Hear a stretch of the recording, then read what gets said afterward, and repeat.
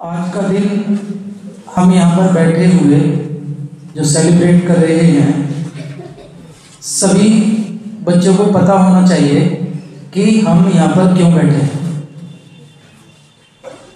इसका एक बेसिक सा रीज़न है कि दो महान आत्माओं ने इस दिन जन्म लिया था। वो दो महान आत्माएं आज भी हम लोगों के बीच में हैं। हम लोग उनके आदर्शों का आज भी पालन करते हैं। उन लोगों को सच्ची श्रद्धांजलि देने के लिए जो उनके बताए गए रास्ते हैं, हमें उनका अनुसरण करना चाहिए।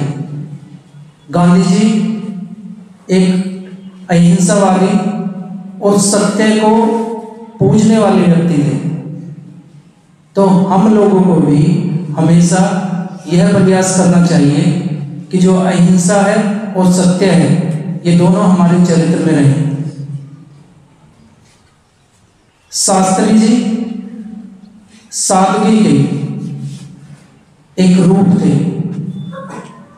तो जो चीजें हैं हमें बिल्कुल सादगी से हम अपने जीवन में उतार लेनी चाहिए। इसके अलावा मैं आपको इन के जन्म से इनके जो जीवनी है उनसे थोड़ा सा अलग आपको एक चीज़ बताना चाहूँगा। उम्मीद है आप लोगों को पसंद आएगी और आप लोग इससे कुछ ना कुछ ग्रहण करने की कोशिश करेंगे। मैं आपको एक घटना के बारे में थोड़ा सा याद दिलाना चाहता हूँ।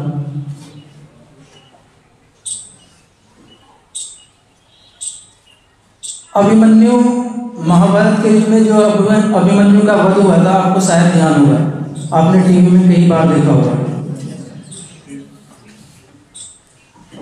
बहुत सारे लोगों ने अभिमन्यु को घेर करके मार दिया था। उसे मारने वाले कई व्यक्ति थे, लेकिन सबसे जो मेन व्यक्ति माना गया, जिसे हम आज भी अपने दिमाग में विलेन के रूप में जानते हैं, वो था जयद्रथ।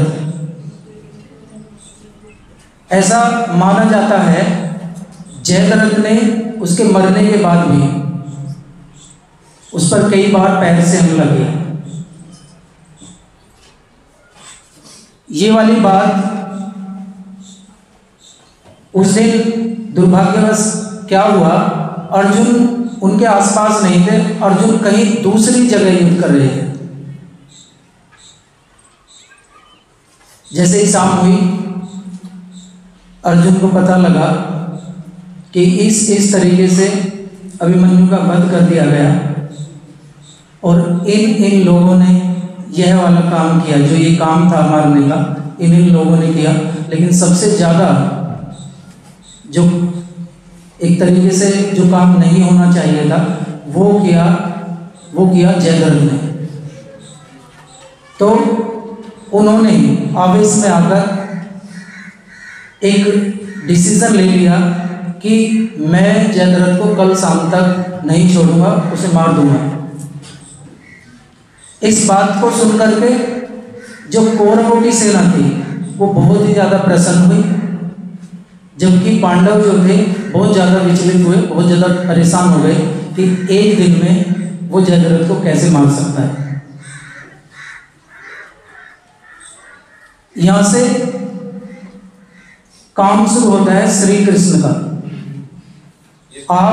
हम सभी सोचते हैं कि अर्जुन ने जयद्रथ को बड़ी इजीली मार दिया, लेकिन इसमें बहुत बड़ा एक जो रोल प्ले किया गया, माहौल बनाया गया श्री कृष्ण के द्वारा।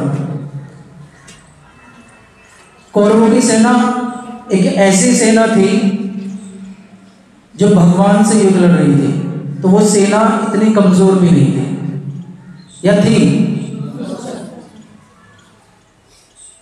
तो अगले दिन युद्ध की तैयारी की गई। कौरवों के जो सारे योद्धा थे वो जयद्रथ की रक्षा करने के लिए लगे। जयद्रथ को इतनी दूर जाकर के छिपा दिया गया जिससे अर्जुन को कोई बात पता न लगे। अर्जुन ने पूरे दिन युद्ध किया, दोपहर हो गई, सूरज आ गया, लेकिन अर्जुन को कोई रास्ता नजर नहीं आ रहा था। धीरे धीरे धीरे धीरे दिन ढलता चला गया। जब शाम होने को आई तो अर्जुन ने हार करके अपना गांडीव जो था वो रथ पर रखा और कहा कि अब यह काम मेरे बस का नहीं है, मैं इसे नहीं कर सकता। तो उन्होंने एक प्रतिज्ञा और ली थी, अगर मैं जयद्रथ को नहीं मार सका तो मैं अग्नि समाधि ले लूंगा, ध्यान हुआ। तो उस समय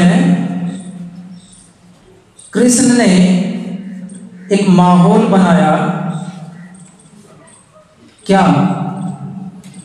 अचानक कृष्ण ने बादलों को सूरज के ऊपर भेज दिया। कौरव बहुत प्रसन्न हुए कि शायद सूरज छिप गया है।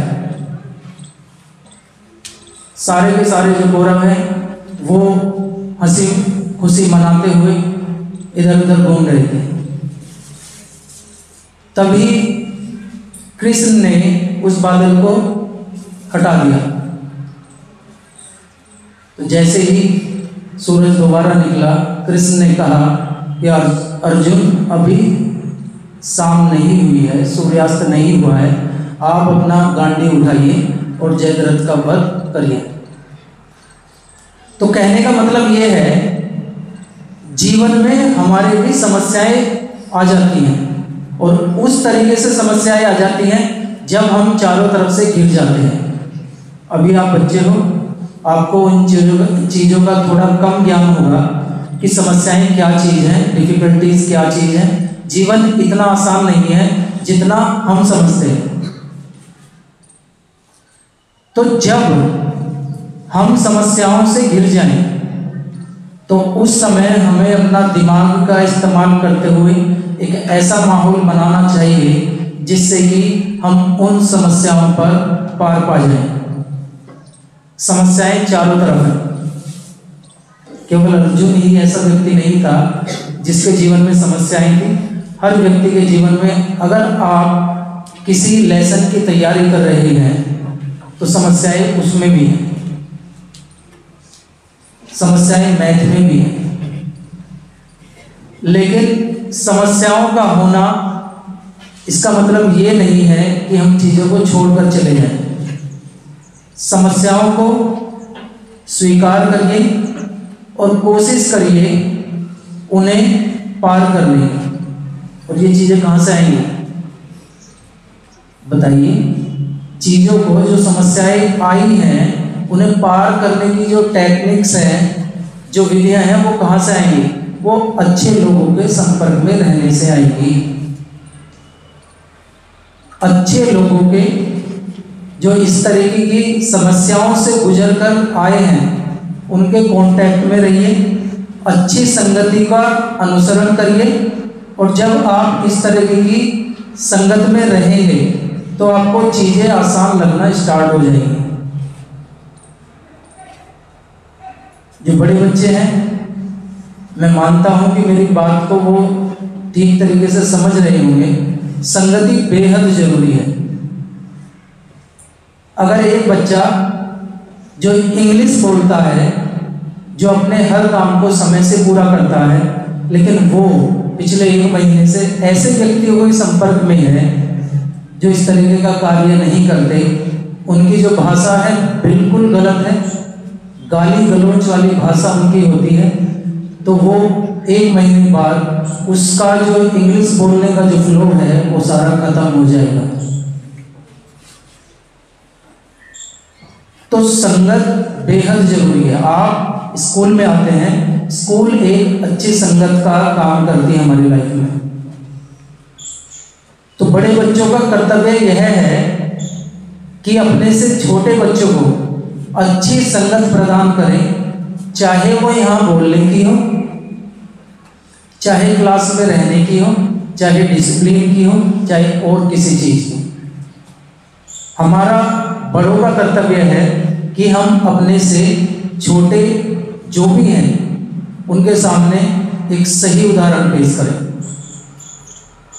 हम केवल बड़े नाम के ही नहीं हैं, बड़े हम इसलिए भी कहे जाते हैं कि छोटे जो व्यक्ति हैं वो हमारे व्यक्तित्व को देखकर सीखें।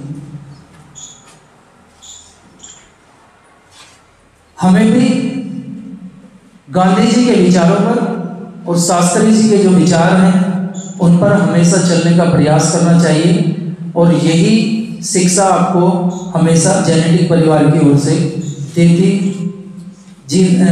जा रही है। तो सभी बच्चे, मैं यहाँ से उम्मीद करता हूँ जो गांधी जी ने बहुत दिनों पहले स्वच्छता अभियान चलाया था, तो बच्चे भी अपने आसपास सफाई रखें। सफाई के लिए हम हर बार आपको बताते हैं, और मुझे नहीं पता कि आप सफाई को पसंद करते हैं अपने आसपास या नहीं। अपने आसपास, अपने घर, अपने मोहल्ले में, अपने गांव में, जहाँ भी आपको रहने का स्थान मिलता है तो आपको उसे साफ रखने की कोशिश करनी चाहिए। ये हमारी जिम्मेदारी है कि हम जहाँ पर भी रहते हैं उस जगह को साफ रखें। ये गांधी जी की एक शिक्षा है, और मैं अपने बच्चों से चाहता हूँ कि गांधी जी की जयंती या शास्त्री जी की जो जयंती हम मना रहे हैं उनका कम से कम एक सिद्धांत ऐसा हम आज यहाँ पर उसका पूरा प्रॉमिस करें, पूरा का पूरा उसका दृढ़ निश्चय करें कि उसे हम अपने जीवन में जरूर उतारें।